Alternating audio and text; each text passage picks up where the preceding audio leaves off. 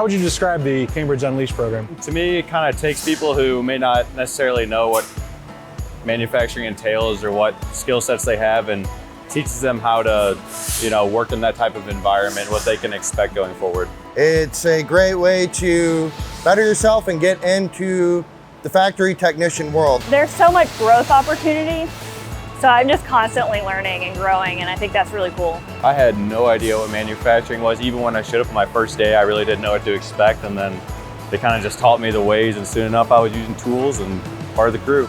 How would you describe Cambridge as a company?